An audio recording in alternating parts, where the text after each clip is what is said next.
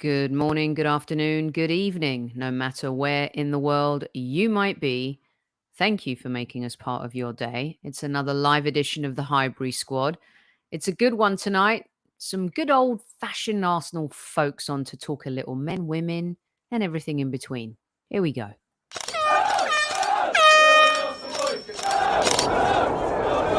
Mind the gap between the train and the platform. Please stand clear of the discussion doors. The next stop is Highbury Squad.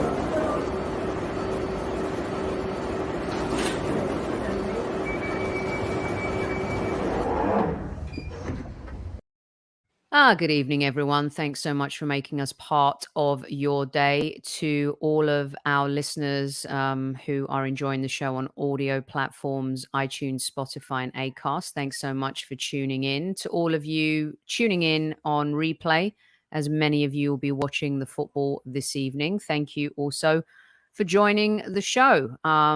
Hey, listen, the Arsenal women are back.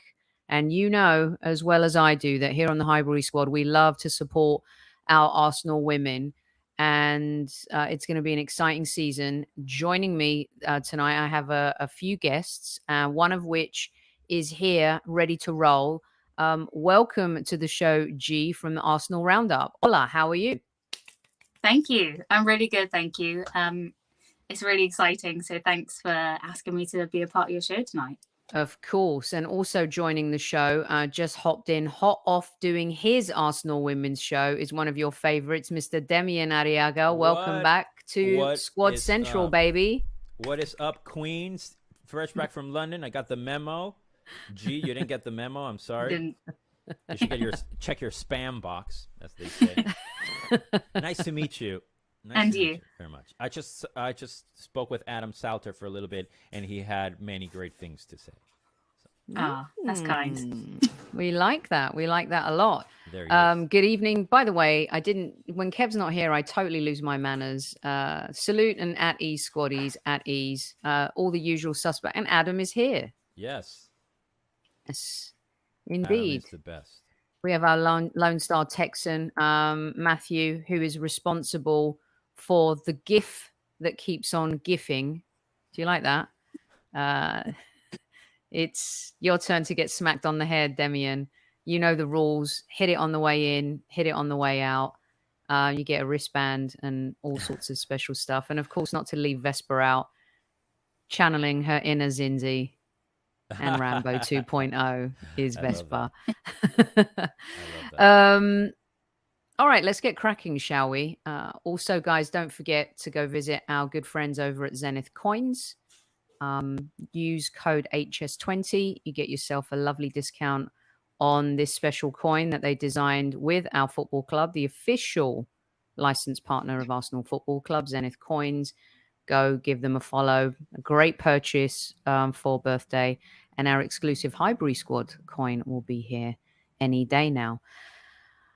What a summer it was, G, for a couple of our girls. But also, I just want to say that somewhere in the midst, it gets a little lost that this one also... Oh, no, wrong picture. Gosh, I'll bring that up later. You're going to give me a heart attack. You got to warn us.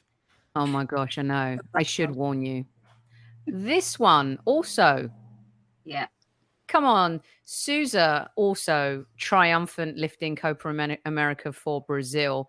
Of course, you know, Leah and Beth got a lot of the sugar.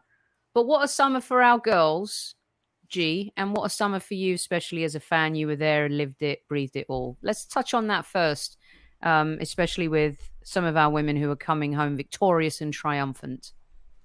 Yeah, it's just incredible, wasn't it? And again, I think it's a touch of class from our club that they celebrated them all together. There was no like, oh, here the England girls have won it. They all were welcomed back to training together in a four, all as champions. So I really did like that touch, because I don't think many of us were able to watch the Brazil games as much as we were watching the England games. But yeah, for us, obviously being English, watching the girls play, I still kind of can't believe it did actually happen. It was a month of some really strange emotions came out through each game and everything that was happening around it. The final was a completely emotional wreck day and evening for me, which now I reflect on it makes it a lot more special, and I think it means a heck of a lot more, dare I say it, the girls winning something like that than maybe how I would feel if the men had won it. I think it just sort of touched as a little youngster playing football with all the boys. Like, I've not had the same journey obviously, but I had the same sort of feelings and things said to you whilst growing up. So to see the girls win it like that was just brought up some really crazy emotions, and so proud of them. Like, I know them, but I obviously don't. No, but I totally agree with you, and thank you so much. Thank you, Tony. Can't get through the show without my little espresso. Demian and I talked about this a lot, and we were exchanging messages during the tournament on WhatsApp, and of course with you as well, G. In that I was really excited about the idea of the women winning a major trophy before the men, and then of course that's because the women's game has had to fight and come a long way, and that's not to poo-poo wanting the men to win, of course. So there was something poetic about seeing Leah lift the trophy and not seeing Harry Kane lift it. Sorry, I said that out loud, but I did. Demian, of course, you had a stake in the tournament from, your love for the Dutch team, of course, your love for the Arsenal women and our players. And you and I living over here, I did get to enjoy some of the Copa America matches and seeing Souza lift the trophy as well was just pretty magical. And what was your take on the summer, and especially pertaining to our Arsenal women? Oh, as always, first of all, thank you for having me. It's such a pleasure speaking with you, Sophie, and G as well. What you both do for the sport and for women's football and football in general is admirable, and I will always appreciate that. So it's always good for you to hear it in case you don't hear it enough. The summer was very intense. I, of course, like you said, a Dutch fanatic. I want DVD to win, and I wanted Vivianne Miedema to win, and all the players that I love. But Mark Parsons wasn't the right coach, and that's a whole different story. And it was sort of easy to find myself sort of rooting, obviously, for England. I have no stake in the sense that I'm not English. I don't have English blood. But I've always loved and been fascinated by England, and obviously by its football. And I'm emotionally attached to Beth Mead, to Leah Williamson, and I wanted them to succeed. And the fact that they won, obviously I'm very happy for them. But if I'm selfish, I think that is massive for Arsenal. And same with Rafaelle, Souza, her winning. I always kind of felt like it was easier for Brazil to win than England to win. I thought the tournament was easier, so to speak, and Brazil are stacked, whereas I don't see anywhere near the competition like as for in Europe, for example. But obviously, I'm not undermining that. It was just amazing, and I'm happy that she was fit. I'm happy that she was captain, and we were just talking about that in my previous show, how there was a period in time when Arsenal men had a ton of captains. That was like one of the things that we were very proud of. It's like, oh, our teams are full of captains, and now it happens with the women's team. We had, up until recently, Vicky Schnatterbeck from Austria, Kim Little from Scotland, obviously Leah Williamson, Leah Valti from Switzerland, Katie McCabe from Ireland, Vivianne Miedema now, for all intents and purposes, for the Netherlands. So I absolutely love that. Rafaelle Souza now, obviously. So it's just fascinating to me that we're at a point where it feels like these grown squad that is solid, that has a foundation based on success that is needed to go to bigger lengths. I think there's only so much of like, oh, I want my friends to succeed and I'm happy with them succeeding. I also want to succeed, and a lot of them are able to and I don't mean winning a trophy, participating in a World Cup, making it to a World Cup, or winning the Euros, participating in the Euros, making it to a World Cup playoff like Katie McCabe and so on and so forth. So I'm beyond excited. As you can tell, I can't shut up about it. I'm very excited. I think the summer... I love it. The summer was phenomenal. It was. It really was. And I wanted to share this picture from Sky as well, because they're getting rolling with the coverage. Of course, the new WSL season kicks off this weekend. I love this image. I love everything about the fact that you can now see the matches on national television, and the investment and the sponsorship, and the marketability factor is growing year on year. Though, what I really want to see translate, because I've been covering the US women's national team out here since about 2011, and they're rock stars, inspirational. They sell out everywhere they go. Of course, much more successful than the men's team in terms of winning trophies, World Cup winners, Olympic gold winners, perennial winners. It galvanized an entire movement of women's soccer from around the world, pushed other federations to invest more money into their national game. Look, I think it's helped the Lionesses tenfold. I think that our league now in the UK is actually more exciting, bigger than the league here. I've always felt that they need to bridge the gap between major tournaments and then what happens at club level. Looks like the North London Derby sold 40,000 plus tickets so far. Would love to see crowds this weekend too, not just for those big derby games. What are your expectations? Do you think they're going to be doing enough to kind of bridge that gap? Will we see bums on seats, or will we see that audience translate from the summer to club competition? It's hard to say, because I think the question still is the facilities that the girls are playing the games in. I know these things are going to take time, and I think maybe you'll see it more next season probably, because now people have realised that the stadiums in the competition already weren't good enough for the amount of tickets wanting to be sold. Not just for England games either. Like, people wanted to get and watch these games, and I think they sort of realised that maybe they could have gone a bit higher. So I think it will go into this. We've already had Arsenal, for example, are playing. They're hosting 3 league games and 3 Champions League games at the Emirates, which is already more than last year. That was announced, I think, before.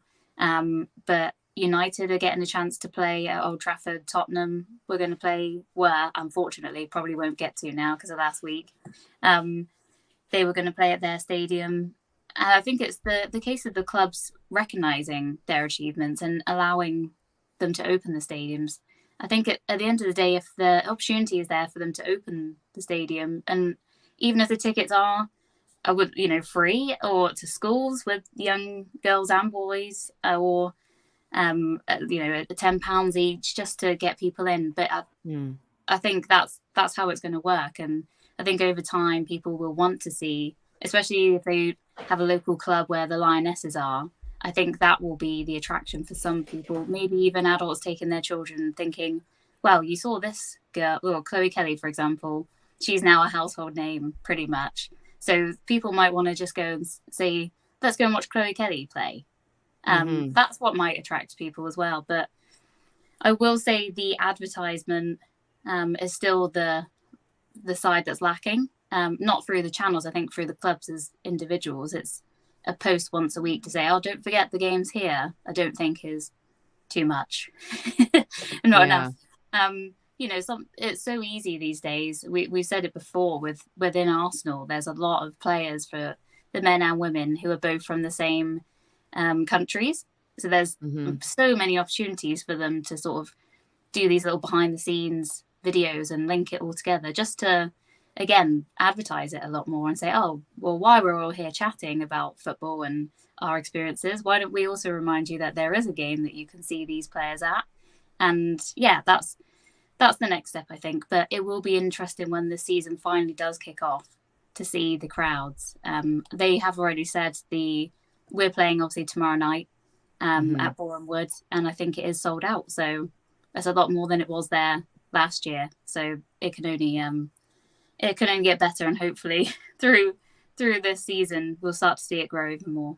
Yeah. Some good points there. And Demian, we go from scenes where Beth Mead becomes a household name and a hero in the summer. And I knew you would correct me on the pronunciation of Rafaela's name right there, because, I like how you do that. And then, of course, Chelsea having won last year. See, it's blue and blue. That's why I keep doing this same mistake. Chelsea having won last season and developing, superstar type players. There's a mix. There's a mix of what we've seen on the international scene through the Euros, Copa America, of course, the continual dominance of the US women's national team as well. But making it count in the league is going to be where the game truly, truly grows. And you've been a proponent of how the men still need to support that, especially, not only our players, but also key influencers in the game as well. So what's your take? How do you see it flowing? And I'm also going to bring Albert in real quick, just here at the bottom. Welcome to the show, Albert, joining us, having just wrapped his show as well. Demian, what's your take on how we bridge the gap and how important it is to make sure that happens, so people don't say, see, told you so? Club level one thing, international another. Well, that's a great question. I'm trying to fix my sound, so hopefully they'll be a little bit louder for people. If not, trust me, what every other person here has to say is more important. Apparently I'm too loud, but there's no shocker there. I'm in a bit of a gatekeeper transition period where I'm incredibly happy for the growth of the game, but I also don't want just anybody attending the stadium. I don't want the toxic masculinity. I don't want the tribalism. I don't want the, all the sort of negative part of the game, the way that I want the game to grow, but I don't want the ambition and the dark side of money to creep in our beautiful, pristine thing. I'm very much against that, but it's ironic because that's what I want to happen for the game to grow. It's like making a pact with the devil, so to speak. And when it comes to my yearning for the men's squad to tweet about it, to support, to go to the matches, is to me it's common sense. Like, we shouldn't have to demand these players to do it. It should be what is natural to them, especially when they're not winning, when they're not that good, especially a couple of years ago. What I always say, we always wanted a defensive midfielder since, Patrick Vieira left. Leah Valti has done it for years. We wanted a high-flying winger. We've had Beth Mead do it for years. We wanted one of our own. We've had Leah Williamson doing it for years. So the people have been there. We wanted the best striker on the planet. Viviana Miedema has been there. So we've had it. And to me, it would be common sense. And one of the most beautiful things that I almost cried was when the Arsenal men played, going back to what G said about the girls being featured, the whole squad being featured, not just the players that went to the Euros, but the whole entire squad. And halfway through the match, I think it was the first half, they showed the girls up in the crowd by name, and it was so touching because that didn't happen last year. That didn't happen 2 years ago. So now when we watch the girls play and Ian Wright is at Meadow Park and they show him and we're all like, oh, wow, it brings validation to the game. That's credibility to the game. That's amazing.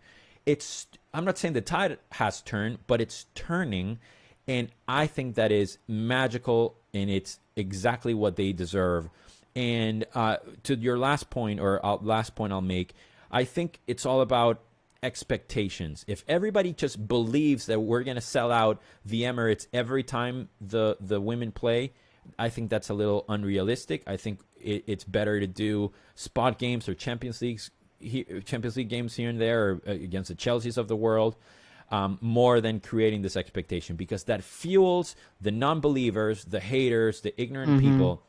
They grab onto that. So we can't make it easy for these doubters. Not that we should do anything for them, but we can also be a little bit careful. And I think we're talking about 3, 4, 5 seasons instead of just, oh, we won the Euros, what happens next? Because the Right. Netherlands won the Euro, and the attendance at the women's Eredivisie is still not the largest. So it's a process, and we're just getting started. I mean, we just literally ignited the match. Yep. Now the thing needs to catch on fire. I think we're to a degree a long way away, but if it's anything like the growth we've seen lately, it's been exponential, and it's almost as scary how big it is. And you and I listen to Talk Sport all the time.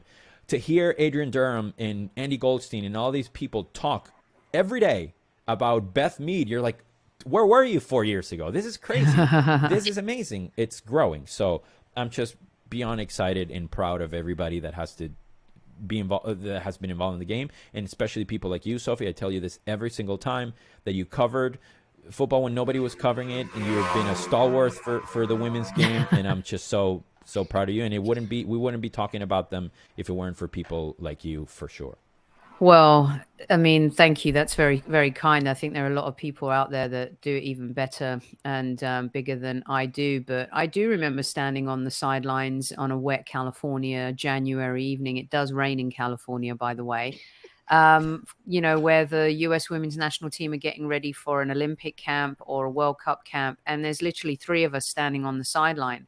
I remember just having easy access to Megan Rapinoe and Alex Morgan and Carly Lloyd and Hope Solo and Abby Wambach and all these legendary players. And then to see that evolution has been wonderful. And then to see what's happening in Europe as well is great. And then to see it happening in my own country, and then to see 2 Gooners shine the way they did at the Euros, and of course to see our Brazilian defender shine at Copa America. Albert, you got into it this season. You're exactly the type of fan, I think. You talk football, you love football. You're a recent adopter to women's football. And I think when we talk about men's support, it's fans like you that have been touched. And not only touched, but you're like, these are ballers. Your love affair for Kira Walsh, I think, will live in eternity now. I can't believe she's left City. We'll get to that in a little bit. But talk about your experience as someone who's kind of newly coming into the game. Yeah, I've had this conversation with a few people. G will know. In terms of the women's game, with the national side with England, I've actually followed it quite a long time. Domestically, I haven't. So my relationship goes back to, Hope Powell was England manager for about 10, 13 years. Mark Sampson. I remember the likes of, I said this to you, Sophie, Marianne Spacey, Katie Chapman, Faye White.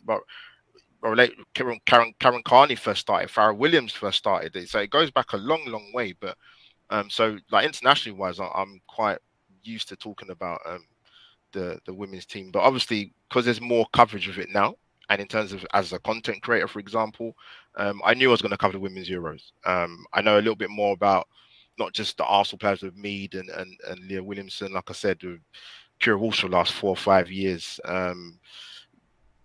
Millie Bright, there's a lot of talent. Lauren Hemp coming through, so it's exciting times. In terms of domestic wise, I kind of say I didn't follow it loads and loads last season with WSL, but I did sort of keep my eye on it, and I was asked to come on a few podcasts. So it's about learning and being open-minded. Like I say, Ian Wright's he champions the women's football. And you make a good point in terms of what Damian said about it being common sense to come and support the women's team. So if you raised a question earlier in regards to like Rafaelle Souza, like that's a major achievement. I think she's won it twice now with Brazil. They've won it 4 consecutive times. They didn't even concede a goal. Like that should be championed a bit more. And I don't think people generally know them kind of, statistics, or one, because maybe they never watched it, or 2, they just don't know. But the more that people take an interest and like I said, you mentioned it, Sophie, when we did some collaborations for the Women's Euros, that it's important they won it. Yeah, it would have been great they got to the final and more exposure. And I think at the time I saw the report by the FA, it might have been at least probably 2 years ago, that I think football's the most for women, it's the most participated sport. And we need to capitalize on that, but also as well, we need to it needs to be access there for these girls to play football. Because I heard a lot of what these guys have said, and obviously I think the women's national team drafted a letter to the incoming prime minister who it was going to be, and they'll keep the finger on the pulse because this is too important. You can't win a major Euros in your home country in a sport that's loved and people want to participate in. And it'd be mad not to take that opportunity. It's massive. It's going to take a lot of work. There needs to be ideally more money coming into it. I know Barclays put a bit of money in to sponsorship for the WSL, but it needs to be more. We're talking about growth, not just financially, but in terms of the talent pool is amazing. Like some of the conversations I've had with, not just domestically with the English players, like some of the French ladies like Rolfo for Sweden. You've got what's the girl's name for France? Sophie, help me out. Renard, Wendy. No, not the centre back. Forward player. Cascarino. Cascarino. Yeah. Oh, Cascarino. Yeah. There's some top ballers out there. And the Spanish players are off the charts. What's her name? Well. Oh, the number 6. Midfield. Bon Marti. Different class. And of course, the Ballon d'Or winner and Putellas, Hermoso, so many. Oh, I let Demian do my pronunciations for me. See, Albert, how much you actually do know, like players wise. This is the great thing about the conversation, right? Through watching, but also through some of these kind of sponsorship deals, the things that the women are getting now more than ever, you're actually identifying more players. Yeah. And, to the point where I'm like, oh my God, and the number 6. Yeah. It's a good thing. Yeah, absolutely. Yeah. Absolutely. Let's get stuck into this a little bit. And by the way, the investment that you're talking about, the Premier League would not have been the Premier League without the money and without the TV money. The old Division 1 did not have that kind of money. What changed the Premier League and propelled it to become the biggest league on the planet is money. Nothing more, nothing less. Marketability and money. The Nike swoosh can live and breathe on its own because of marketing and money, investment.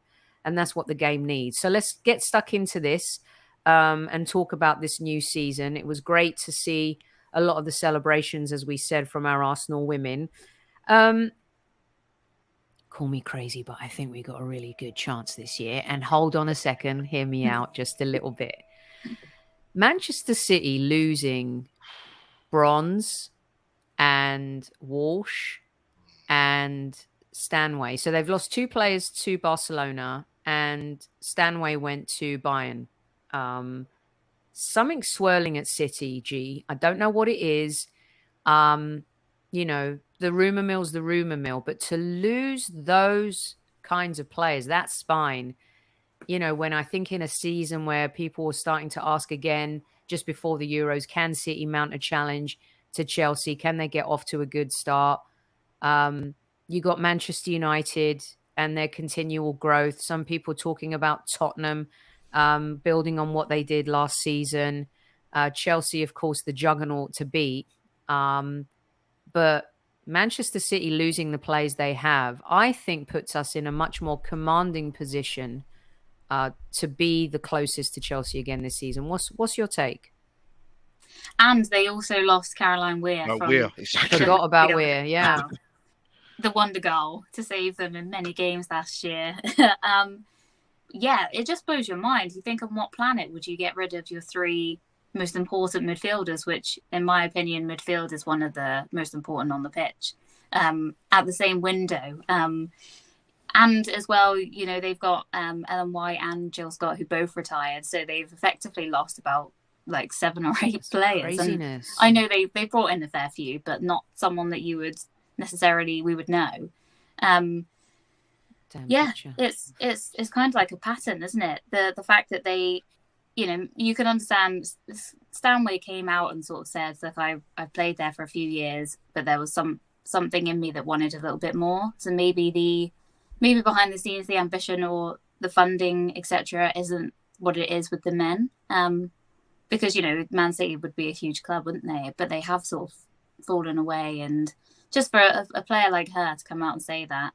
Because I know she got played in a heck of a lot of positions that wasn't actually her position at all.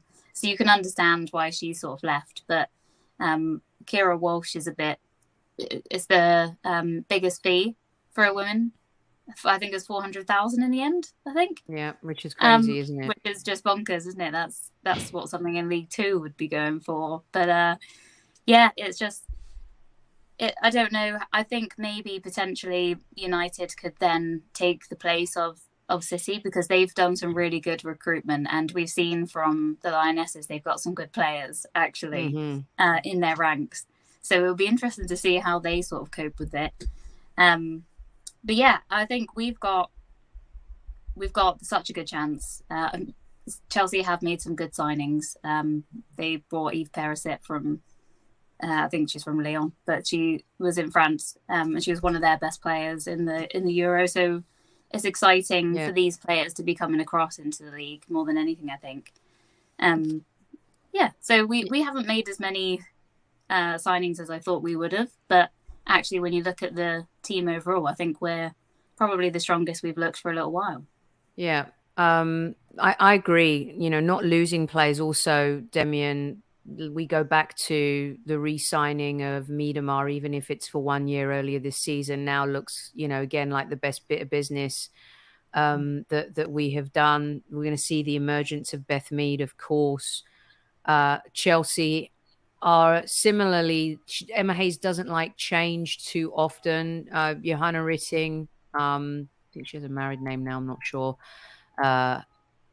Buchanan. The emergence of Lauren James, I think this season. They signed Svitkova, Lucy Watson. So even though they're a squad that don't make too many changes, they've definitely added a little bit more power and strength. We've added Hurtig, who I'll get your take on in a little bit here too, G, and Albert as well. But it seems to me that Jonas as well has learned a lot from his first season. Had a few faux pas, of course, playing that high press and possession-based football does take its toll on players over a season, especially when you add in all the other competitions. Mostly the women's game are playing most of their players in all competitions. Do you think this is going to be a case of we've got the talent and it's down to Jonas to bring it in, a lot like the pressure that Mikel's under? How do you see it with this squad going into this season, and what Jonas can kind of bring more to the table, having learned a lot maybe in his first in English football? I'm really, really, really happy with the squad. I mentioned this on my show a little bit earlier, how it's almost like when Wenger would say X or Y player is going to be like a new signing when they come back from injury. I think Mana Iwabuchi and, of course, Jordan Nobbs coming back from injury, they're key to the overall success of the team. And I'm really excited about the team as is, to be completely honest with you. And one thing that I mentioned was everything is absolutely perfect for Viviana Miedema to shine as a number 10. I think the team has been built around her.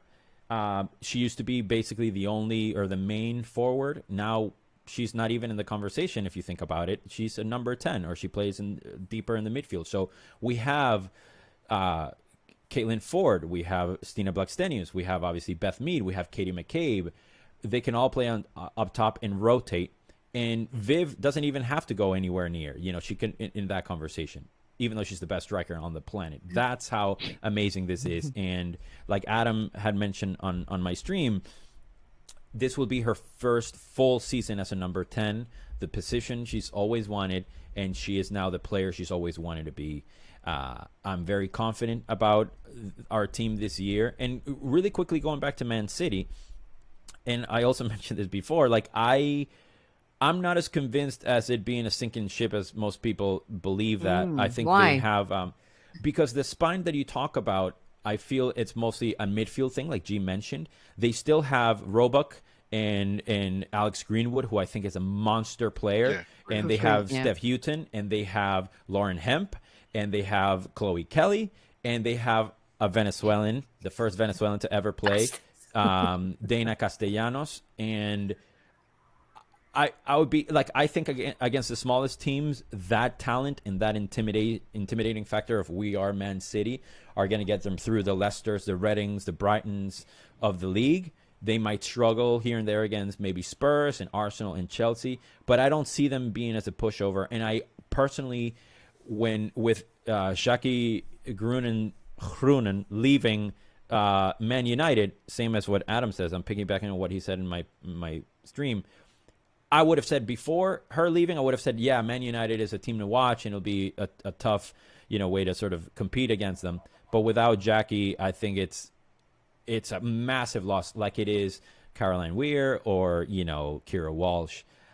So I'm very hopeful. I think we're going to do really, really well. And I'm just very confident, believe it or not. I'm very, very confident. In even against Chelsea, I think now we can win the matches that we tied last year. And I think it's going to be I think we're going to feel like we are feeling with the men's squad, this sense of confidence and this lovely team spirit that we could borrow from what the Lionesses did, and just have that everybody pulling together, bench players being happy like they always have, really. And I'm really excited.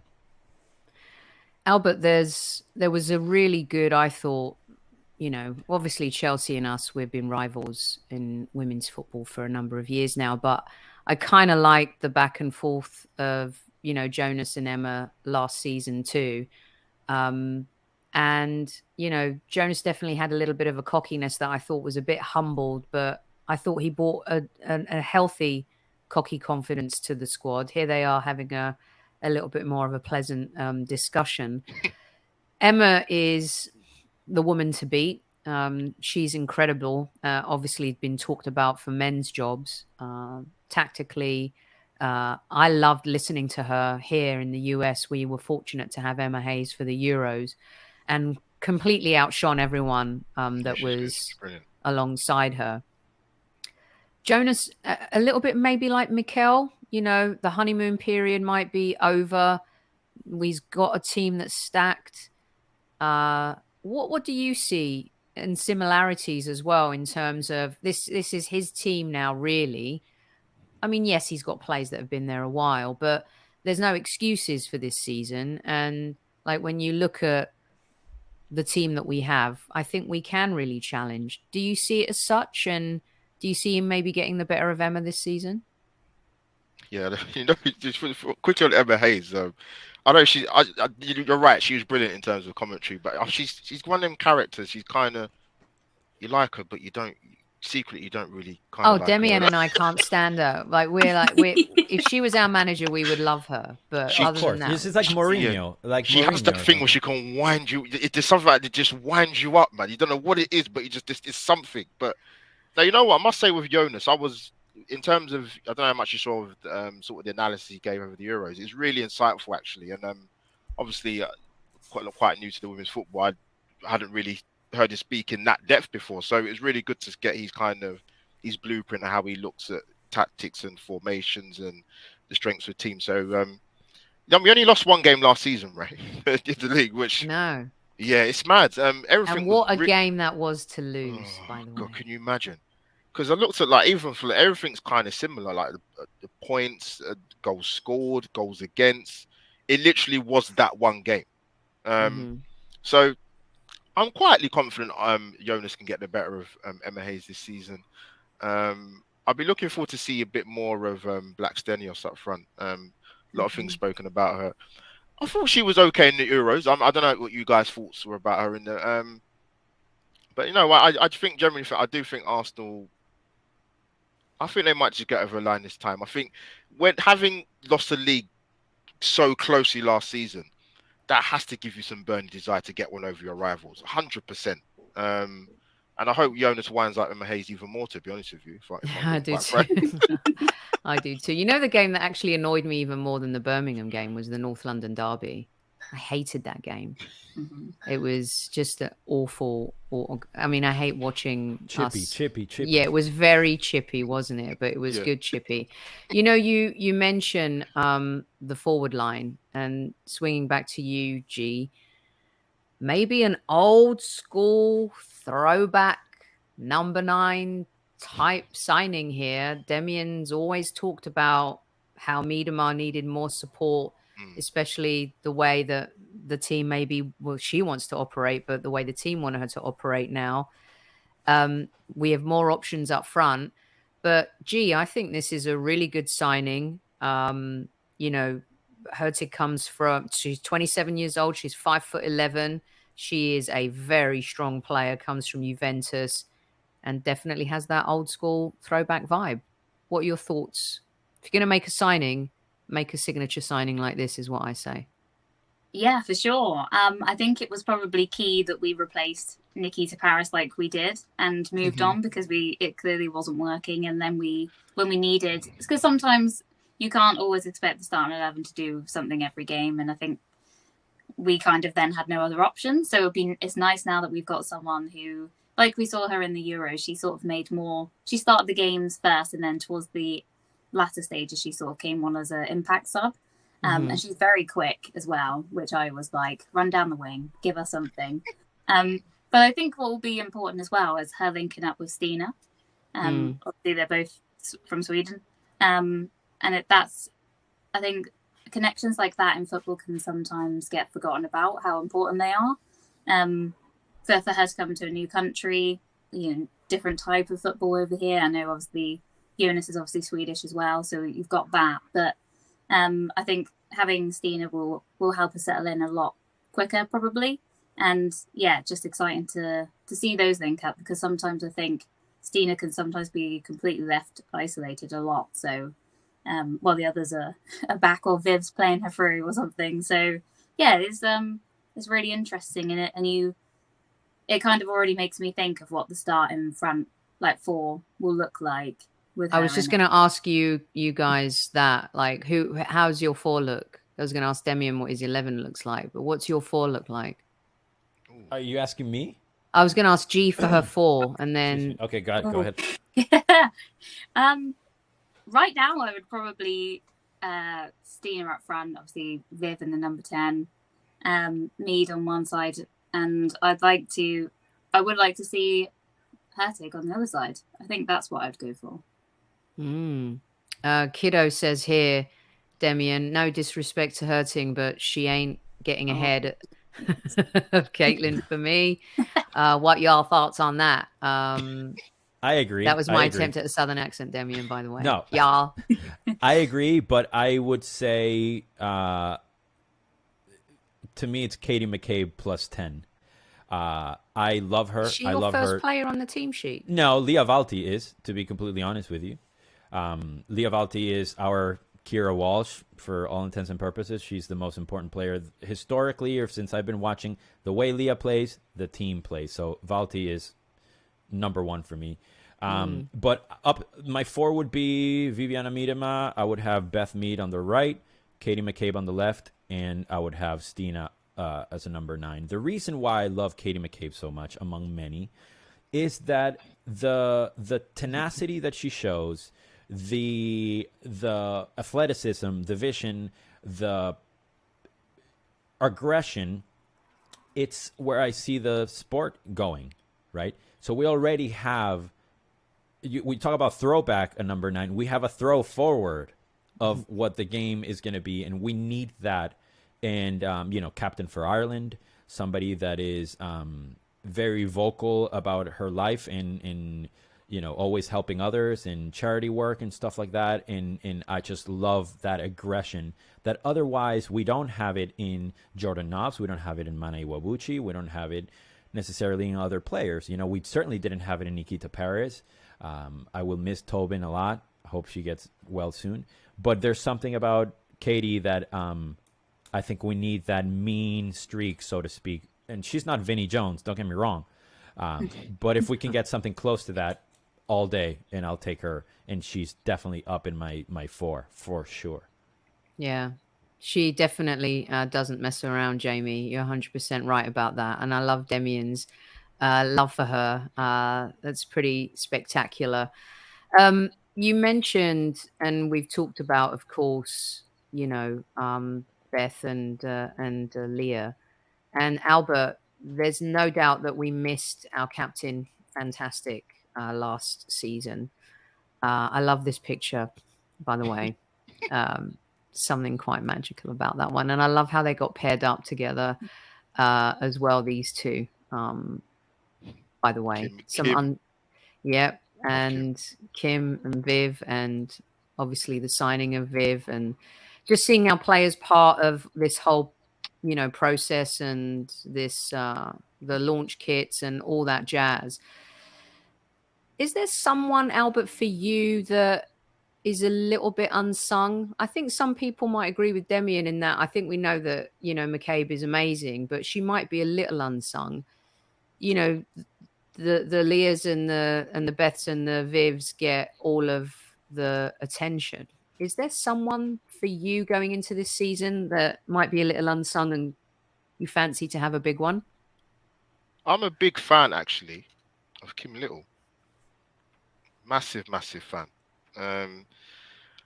There's times I feel, I don't know how you guys feel when I see her play. It's important, players like her, it's important you get them on the ball not as much as possible, as quickly as possible.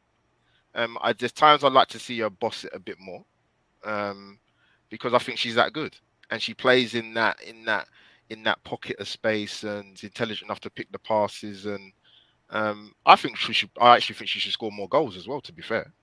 But she has it. She and obviously with some of the new signings that are coming in and some of the players that are already there, I think Kim's. I don't know how under the radar you guys might think she is, or maybe she isn't, but I think she's brilliant. And yeah, I just think I'd like to see her take a little bit more onus and boss games a bit more.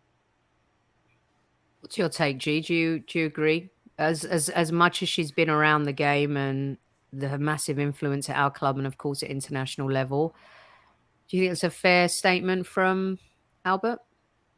Yeah, for sure. And what I will say is I really liked that she didn't just go on holiday for her pre-season. She basically went to America to play more football. Yes, because you don't really hear of that. That's such a cool thing to. When it first came out, I thought she was like signing. I was like, oh my God, what are we doing? And then I realized it was just, for a month or 2 months.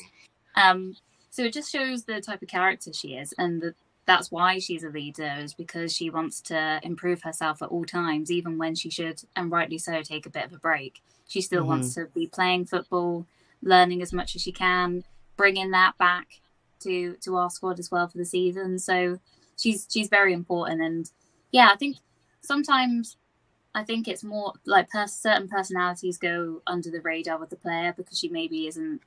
I'm not saying the other girls are like, constantly on the socials and stuff like that. But, when someone's just a little bit more quieter, they seem to slip away from that side, and then you don't actually recognize them as much. I think that's what it is with her. But yeah, it's one of those, she's just, the way she holds, like the ball is like glued to her feet sometimes. And it's so wonderful to watch the way she can just spin out of danger like it's nothing. So I'm really excited for her to go through it again this season and see what she can bring. I think she's definitely going to be one of those, when they're gone, you'll miss them type plays. Demian, I'll get you out on this and then get all your predictions, guys. So get ready for that. Excuse me, still recovering a bit from the cough. But for me, this one, Demian, I think, we saw a little in the Euros as well, but last season got us out of a few pickles, no doubt. And I feel like if she's on form this season and also learns from some, not sure, she made too many mistakes last season. And I think some of that is also down to the back line. But if I said that she can be the most important player for us, would you say I'm being melodramatic and exaggerating? I would never say that to your face, Sophie.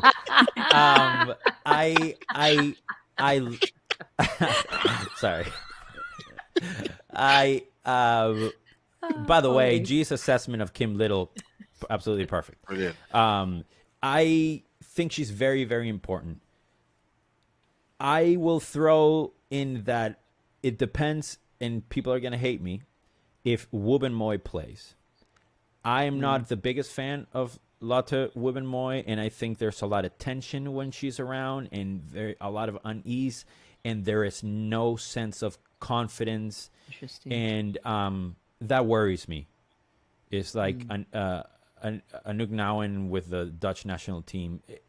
There's just something that it's prone to Steph Catley making mistakes, Jen Beattie making mistakes where she normally wouldn't make them, Manu Sinsberger making mistakes. So I think it depends on what the defense is. But if it's the one that picks itself of Rafaelle and Leah Williamson and Noelle Maritz and, of course, Catley or McCabe, I have no doubt that she will have the easiest job in the WSL, basically.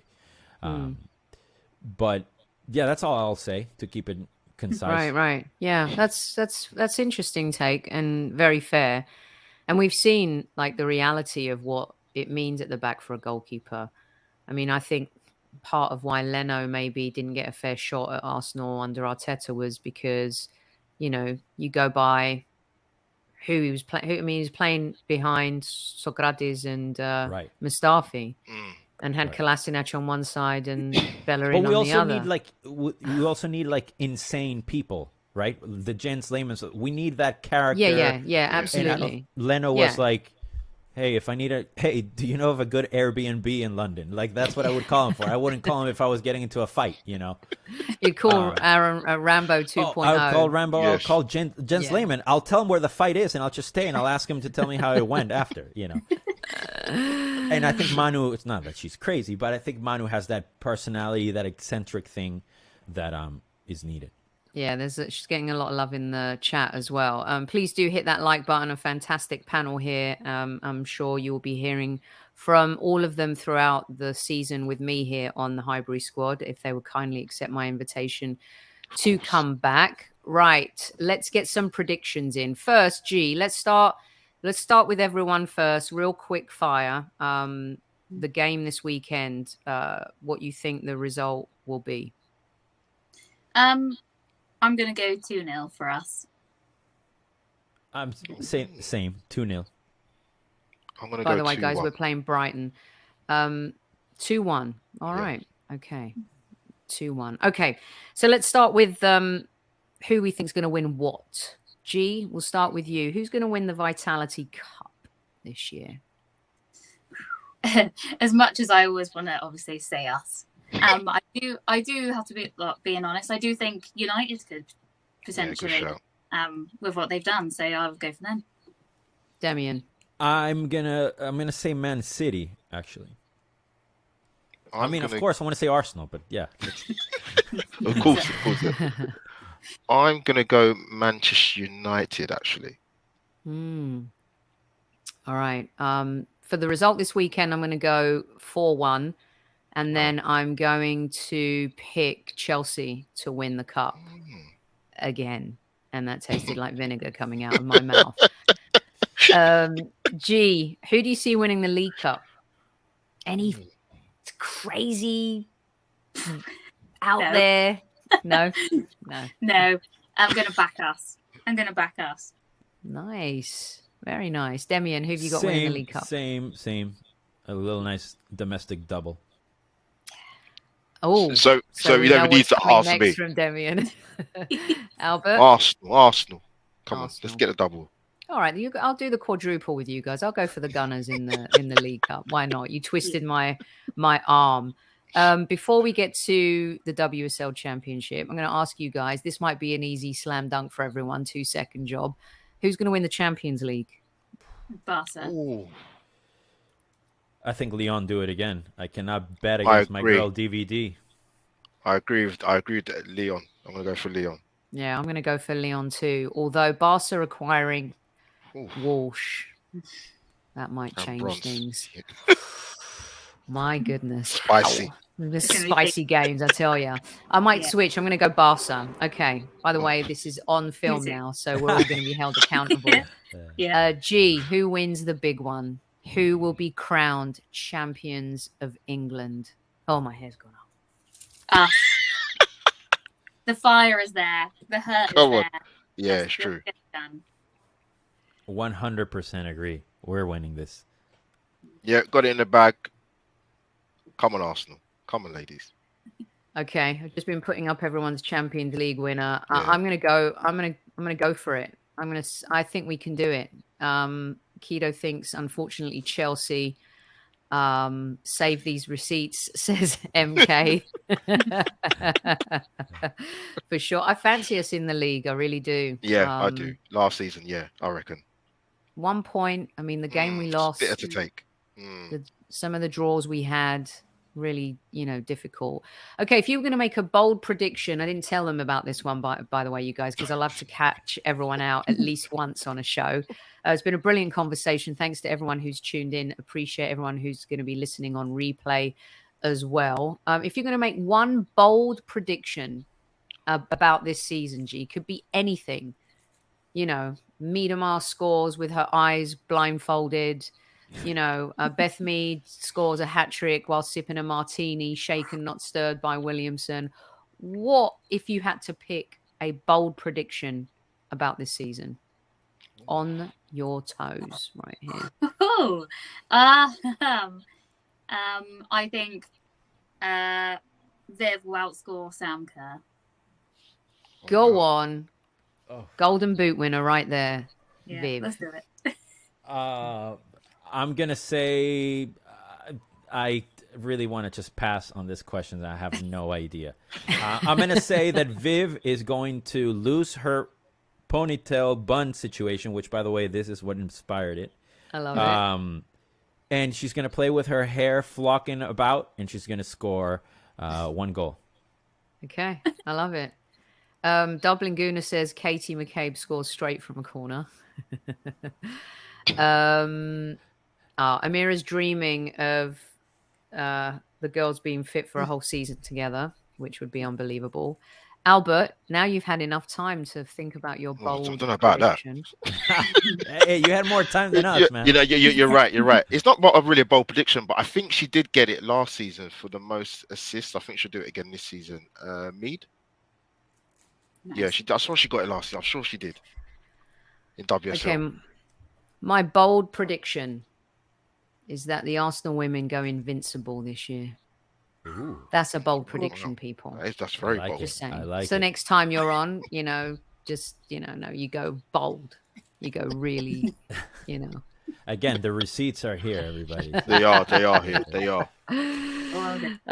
Brilliant stuff. Zinsberger scores, says Wow. Rancid, as the bold prediction. Wait, are we making a bet? What's happening? So what's happening? Okay, so if you guys are right, we have to make a bet. We have to think about that one. I'll post it on Twitter. How about that? Let me noodle on this one. Got to make it good, worth my while. MK's got my receipts handy, so yes. Let's see. A few others here. We'll go unbeaten, but lose the title due to too many draws. That's the optimistic... Adam. Adam. I guess I know what it feels Salter. like to be kicked in the nuts now. That's not very good. We got to fix some poison lasagna. Is that how you think we're going to win, Jamie? Hopefully not. Lasagna gate. Yeah, exactly. And some quick messages here.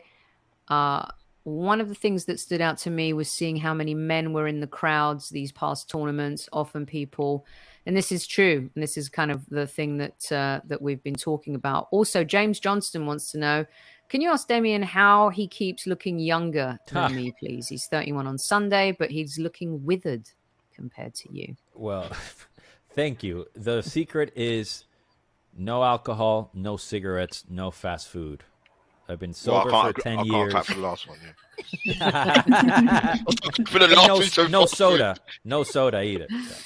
No soda. Gosh. And watch the women, not the men. If I was watching the men as religiously, I would be like Gandalf right now. Yeah. That'll add years. Yeah. Clubs could do so much more to promote their women's team. Arsenal posting more of their training videos and not just the men's on YouTube instead. Yes, absolutely agree. Some brilliant comments from you tonight. Real quick before I let you guys go, because the people want to know, G, has Benjamin White been hard done by not making the England squad? Yeah. When you see some names on there, if compared to the minutes he's played, he started every single game. We're obviously top of the league as it is at the moment. Some people that don't even play more than 10 minutes a game are there. So it's one of those, isn't it? It always happens. Harry Maguire didn't even make United's starting lineup tonight for Europa League. Albert, real quick, is it a good thing, though, that the three Gabbies and Benjamin have missed out? For the Arsenal, good. Maybe for the player, not so good. But in terms of where we're at right now, I think it's a good thing for the team, but not necessarily for them. Sophie, it's absolutely perfect in the nicest possible way. I'll be honest, it is. When I heard those out of the squad, I said, "No, Christmas has come early. We've got some important games coming up." So I get what you mean in terms of personally for them, but as Arsenal fans, listen, this is fantastic. Yeah, I agree. Absolutely. Demian? I agree with both. I mean, if there's a moment in life where men can learn from women among the infinity of the instances, is learning from Beth Mead. Yep. Beth Mead didn't have the best season. She got snubbed and didn't get picked for England for, I forget now, maybe the Olympics. It was the Great Britain team, yeah. And look at what my friend did. Incredible. She murdered everybody along the way and their grandparents. And I hope that they can see themselves in that mirror and be like, you know what? I'm going to call Beth. How did you do this? Can you teach me how to keep my mind straight and do this? And how do you deal with adversity, blah, blah, blah, blah, blah. And do that in a couple of months' time if needed. But hopefully they'll learn. And I agree with what Albert said. It's absolutely perfect. So good. It is. Saliva's actually don't tell anyone. Shh, keep it quiet. Keep it quiet. Yeah, absolutely brilliant. Okay, real quick, Brentford Arsenal. Quick prediction, G. I think it's going to be tough after this weird break, so I'll say 2-1 to us. Demian? I think it's going to be an insane game. I'm going to say 4-2 Arsenal. Albert? I'm going to stick with my original prediction, Sophie. We will get a score draw. Really? Ivan Toney's on fire. He does get called up to the England squad. Brentford really playing quite well. Have we sussed them out since Mikel put the old Ivan Toney tweet up on the screen in the All or Nothing show? Put it up again. Love that. Put it up again. Put them all up. I fancy a 3-1 for us. Yeah, I'm going to go for a 3-1. Right, that's all we got time for. Brilliant stuff. Kicking off the Arsenal women's season with these wonderful characters. G, tell everyone where they can find you and listen to you. Yeah, so mostly on Twitter, which is at LilTrigger2. You've probably seen it pop up through the show. And I also run a podcast with some good friends called Arsenal Fans Forever TV, where we do the Arsenal RoundUp weekly. So, yeah, keep an eye on the socials and you'll see it. Brilliant stuff. Albert, where can everyone find you doing your great stuff? And Jamie, thank you so much. I agree with you. They are a great panel. So it's a pleasure to come on this beautiful channel again. Love the logo, by the way. Yes, people, you can find me on Albert JTV and check out my last episode of Love Stories with the fantastic Tom White with Sky Sports News. I love him. He's a brilliant guest. Brilliant stuff. Definitely check out Albert's stuff. He's got good content outside of game day stuff, which you squaddies really enjoy. Demian, my podcast brother from another mother. Again, thank you for having me. You guys are outstanding. Such a pleasure. You can find me, Demian Arriaga on Twitter and Instagram and stuff like that. And I also have Arsenal Women podcast. It's called That Arsenal Women Podcast. And I also do live Twitch streams, like similar to this one, but on Twitch, usually Fridays, what I call Arsenal Women Friday chat. And you can see Adam and Jamie and a couple other people that are here always contributing. And thank you for teaching me and having me here. Well, thank you for joining me. Thanks for taking time out of your day, you guys, to spend with me and the squaddies. Don't forget, you guys, back live tomorrow. Freestyle Friday. I'll let you know a little bit more about what's happening on the show on our community page on YouTube and the Twitter sphere. In the meantime, thanks to these wonderful human beings for joining. Thanks to you, as always, for listening and taking time out of your day too. Be back live tomorrow. In the meantime, go enjoy the football. Be safe, be happy, be healthy. And as Kev always says, don't forget to tell your loved ones how much you love them. Galinichta.